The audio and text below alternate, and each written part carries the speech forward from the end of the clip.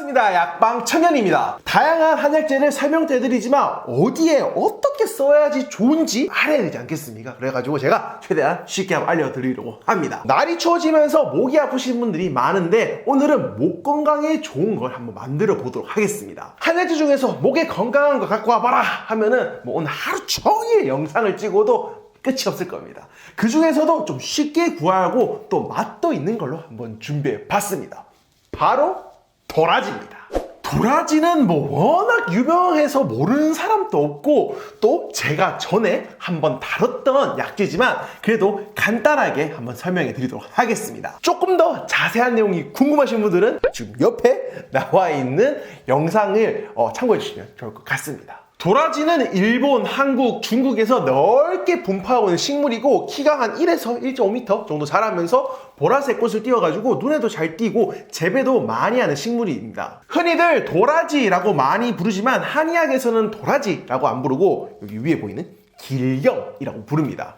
한의학에서 사용되는 건 최소 3년근 이상 되는 거를 쌀뜨물에 씻어서 껍질째 썰어가지고 사용을 합니다. 반찬으로 사용하는 도라지는 껍질을 이쁘게 까가지고 물에 불려가지고 쓴맛을 다 제거하고 사용을 하는데 약재로 사용하는 거는 껍질째 사용을 합니다. 왜냐하면 그 사람들이 도라지 하면은 목에 좋은 거 아이가?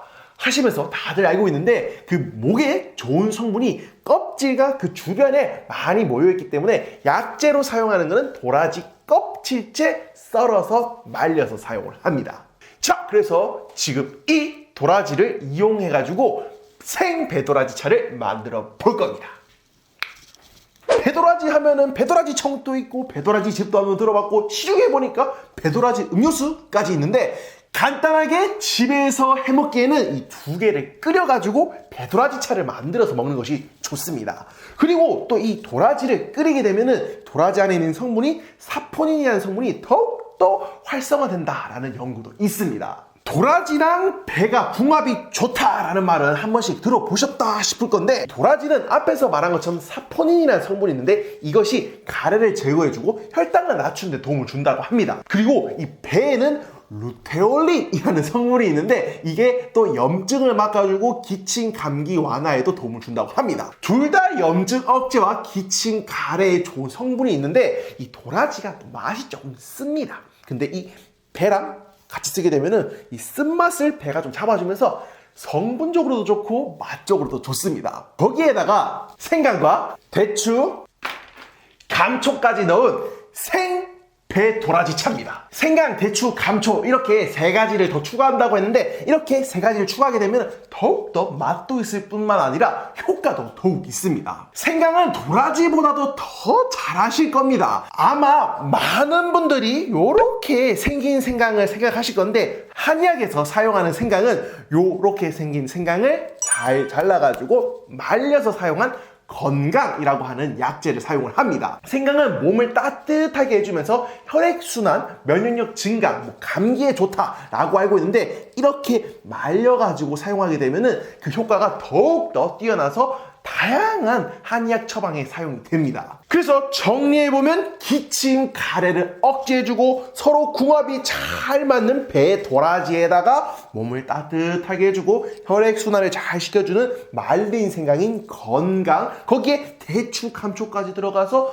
더욱더 재료들 간의 이 궁합도 좋게 하고 또 맛까지 잡아주는 차가 바로 생배도라지 차인 겁니다. 그러면 바로 만들어 가보도록 하겠습니다. 자, 그래서 들어가는 양에 대해서 설명해 드릴 건데 이거는 뭐 사실 근데 얼만큼 많이 하냐 좀 차이가 있긴 합니다. 그래서 제가 설명드리는 양을 비율을 이렇게 계산해 가지고 사용하시면 됩니다. 오늘 설명해 드릴 양은 물 2에서 2.5리터 기준으로 설명해 드릴 겁니다. 물 2에서 2.5리터 기준으로 배는 한 통을 통째로 사용할 겁니다. 요거를 통째로 사용할 거기 때문에 사용하실 때 껍질을 깨끗하게 씻어서 사용하셔야 됩니다. 껍질째 넣어서 끓일 건데 요거 뭐 깨끗하게 씻는 법은 다들 아시죠? 이 뭐 베이킹 소다를 이용하든지 아니면 뭐 세제를 이용해서 깨끗하게 씻든지 아무튼 그렇게 해서 깨끗하게 껍질을 손질한 배 한 개랑 도라지 그러니까 길경을 30g을 준비합니다. 그리고 말린 생강인 건강은 10g 정도를 사용을 합니다. 이 건강 같은 경우에는 너무 많이 먹게 되면 몸이 너무 뜨거워질 수 있기 때문에 한 10g 정도 사용하시면 적당합니다. 그리고 대추는 한 8개에서 9개, 뭐 조금 더 넣는 거는 크게 상관이 없습니다. 감초는 한 4쪽에서 5쪽, 뭐 기호에 따라서 더 추가하셔도 되고 줄여도 됩니다. 설명드리는 이 레시피 같은 경우에는 뭐 딱 정해진 그건 아닙니다. 왜냐하면 음료처럼 차처럼 마실 수 있는 방법이기 때문에 뭐 배를 더 늘려도 되고 도라지를 더 늘려도 되고, 근데 생강 같은 경우에는 10g 또 많을 겁니다. 더 먹게 되면 좀 맵고 또 몸이 좀 뜨거워질 수도 있고, 그러니까 뭐 이런 거는 각자 기호에 맞도록 양을 조절하시면 좋을 것 같습니다. 그래서 뭐 이렇게 생긴 약탕기에 끓이셔도 되고 뭐 냄비 같은 데다 끓이셔도 됩니다. 물을 우선 이렇게 넣어주고 한 다음에 준비된 재료를 이렇게 전부 다 쑥 다 넣어주시면 됩니다.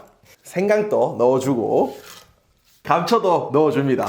그리고 대추 같은 경우는 넣을 때는 그냥 넣지 마시고 이렇게 꼭 찢어서 넣는 게 좋습니다. 안에 있는 내용물까지 확실하게 잘 우러나니까 찢어서 사용하시면 좋습니다. 배는 한 뭐 4등분, 6등분 해가지고 통째로 다 넣어주면 됩니다.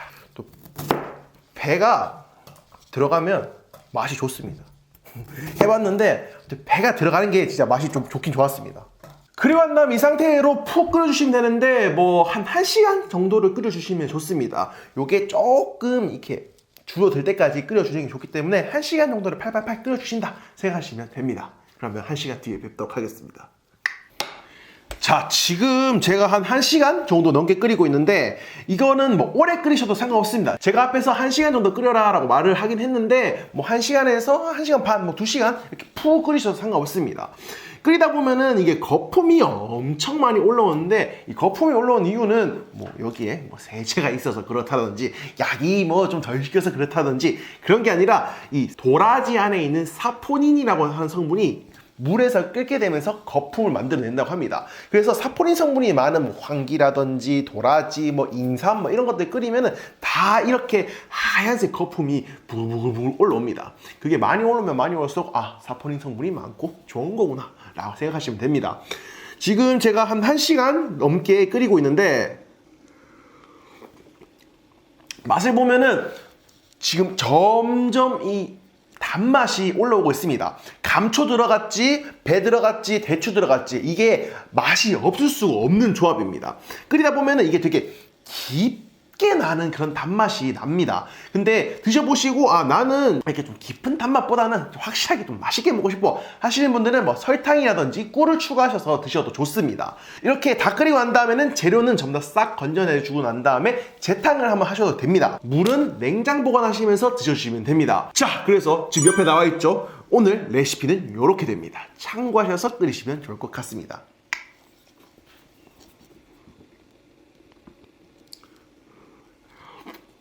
드시는 양 같은 경우에는 냉장 보관하시면서 수시로 마셔주시면 됩니다. 따뜻하게 드셔도 되고 차갑게 드셔도 되는데 저는 개인적으로 이거는 좀 차갑게 먹는 게 좀 더 좋은 것 같았습니다. 근데 뭐 겨울철에 먹고 목 건강에 좋게 먹는 거니까 따뜻하게 드시는 분들은 따뜻하게 드셔도 될 것 같습니다. 그래서 냉장 보관하시면서 아침, 점심, 저녁이나 뭐 수시로 마셔주시면 됩니다. 한 2리터 정도 끓여가지고 한 이틀, 3일 거쳐서 드신다라고 생각하시는 게 가장 좋을 것 같습니다. 드셔보시고 한 다음에 뭐 몸이 너무 뜨거워지는 것 같다 이러신 분들은 생강량을 좀 줄이시고, 그 다음에 단맛이 너무 센데 이러면 감초랑 대추향을 줄이시면 됩니다. 배 같은 경우에는 뭐 더 넣어도 상관없는데 더 넣으면은 아마 단맛하고 이런 맛이 좀 더 강하게 날 겁니다. 그래서 제가 앞에서 계속 얘기했지만 양을 말씀드리긴 했지만 이 정량이 아니라 유동적으로 사용하시면 될 것 같다로 요약할 수 있습니다. 자, 오늘 이렇게 목 건강에 좋은 도라지를 이용해서 생 배도라지 차를 끓이는 방법에 대해서 알려드렸습니다.